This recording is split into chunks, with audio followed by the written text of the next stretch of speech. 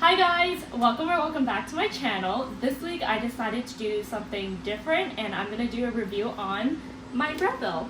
I recently just got this, but I did get it used because I didn't want to splurge on a new one. It's like $1,000 and I've always wanted my own espresso machine and this is it. I'm super excited and super happy. I've had this for about a week now and I'm still kind of experimenting with it, but I feel like I got it down. So I'm going to show you guys two drinks and kind of talk about what I like about it, what I don't like about it, pros and cons.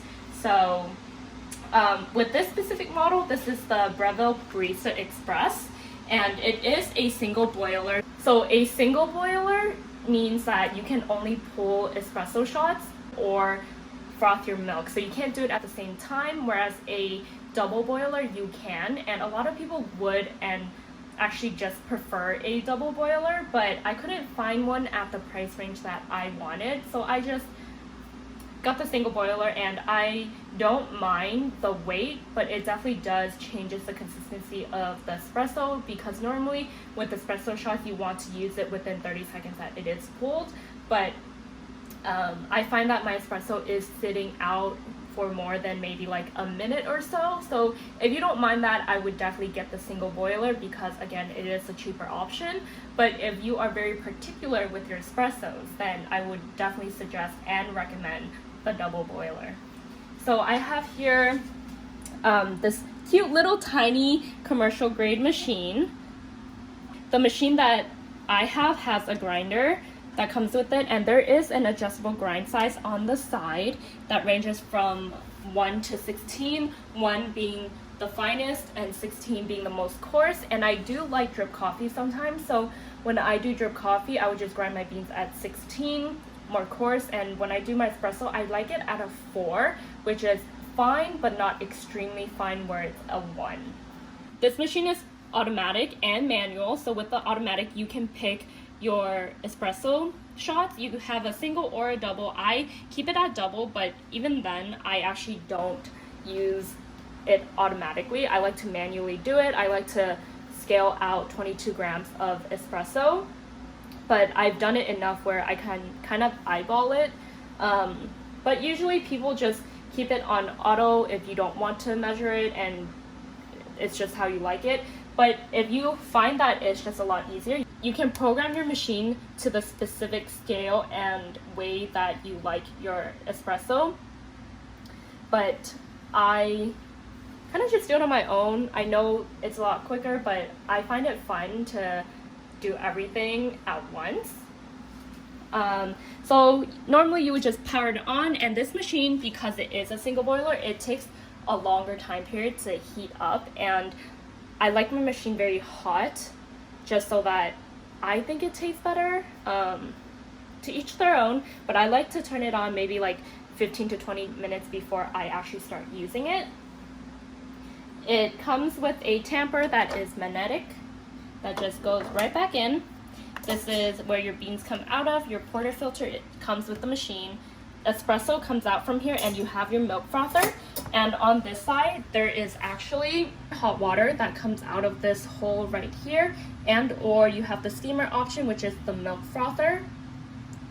And keep in mind, because it is a single boiler, you can only again pull espresso or froth your milk, so you can't do it at the same time. And so again, your espresso shot is sitting out a lot longer. So again, if you're very particular, get the dual boiler.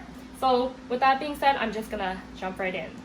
So I have two coffees here. This one is from Andytown from Mexico. This is more acidic, whereas I have another one from Temple.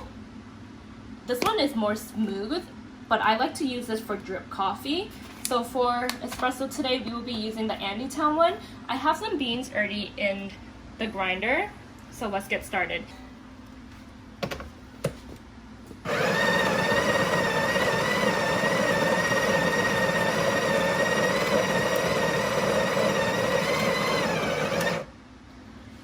So So once it gets a little bit full, I'm just gonna tap it a little bit. So because I like to do it manually with the portafilter, you just press it all the way in and you hold it. Whereas if you're doing it automatically, you just press it in and you let go. And it will grind your beans until the desired or the setting that you put it at the desired weight. And because I like mine at 22 gram, I already know that this is way under 22 gram, but I pull it out so that I can tap it a little bit to get a more even surface, and then I'll push it in again. To right about here, that should be around 20 to 24 grams. You can always use a scale if you want to be more precise. I'm just tamping it.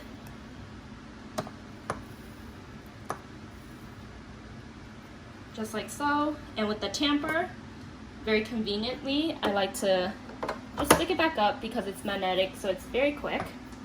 And with my portafilter with the tamped grinds, I just push it in. And I keep my mugs here because it actually heats up my mugs pretty well. So I don't actually have to preheat my mugs. But if you do, again, you do have this option to do so. The hot water, it just comes out. And this way you can keep your mugs hot. I'm gonna throw that out. And again, I like my shots doubled. So I'm just gonna press that. Again, you can hold it if you want to do it manually, but with this, I just do it automatic. And with the pressure gauger right here, this is very important to show if your espresso is coming out at the right pressure. And mine is just barely touching, but it's fine because it's still in the zone. Ideally, you want it right in the middle.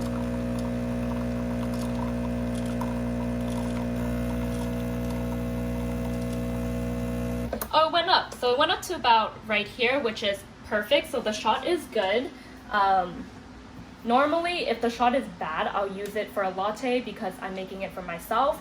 But if I do espressos, I would actually make sure that it goes into the espresso range. And because it kind of went in, we're just gonna keep it as is. This is the shot. I'm gonna put it on the side and I'm gonna begin frothing my milk. You guys all know, if you guys watch my vlog, that I love my baby iced oat lattes, and I always keep oat milk in hand in my fridge. But when I steam my milk, I usually like doing whole milk just because it steams a lot easier. And if you're into latte art, whole milk is actually the best one to me. I haven't really experimented with steaming oat milk. It's actually kind of hard for me because of the consistency. This is a 12-ounce mug. I have a 16-ounce here, which is a lot bigger, but it is 5:30 p.m. Oh, it's actually almost 6 p.m. and I already had a cup of coffee today, so I'm not trying to drink that much milk either. So I'm just gonna take my pitcher. I'm going to fill it up to about right there. Oh, I'm out of milk. So we use the rest of my milk. And again, the milk frother does take a while to heat up my milk. It's gonna take about a minute 30 or maybe even a little bit more. So let's get started.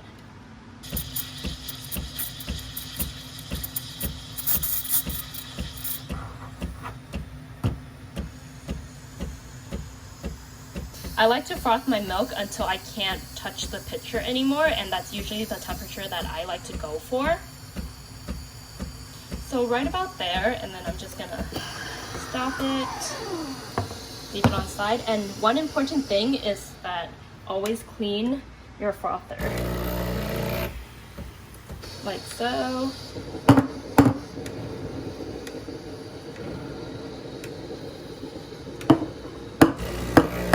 And then taking the espresso, it's been sitting for a while, so I'm gonna give it a little swirl.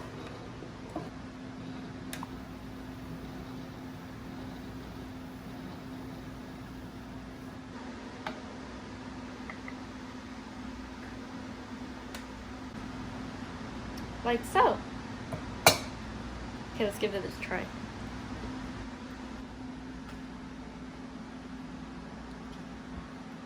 It's not as good as my baby iced latte, but it's pretty damn good for what it is. So this is the end result of the latte, and with lattes you can dress it up very easily. You can add in chocolate to make it a mocha or any syrups of your choice. I have here vanilla syrup.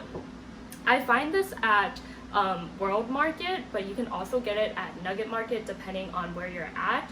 And I like to keep this on hand because when people come over or my housemates, they just prefer something sweeter. So having this vanilla in hand is actually very, very nice. And one of my housemates actually really like matcha. And we actually like to steam the milk with the steamer here. And then we'll hand mix the matcha. So the steamer actually comes in handy, and the vanilla with matcha is actually really good. So I definitely recommend, if you get any syrup, definitely get the vanilla first, and or the chocolate syrup if you like mochas. But cheers!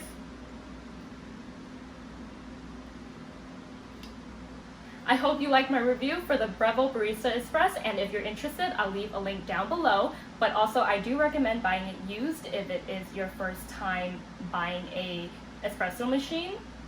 But with that said, thank you so much for watching my video, and I'll see you guys next time. Bye!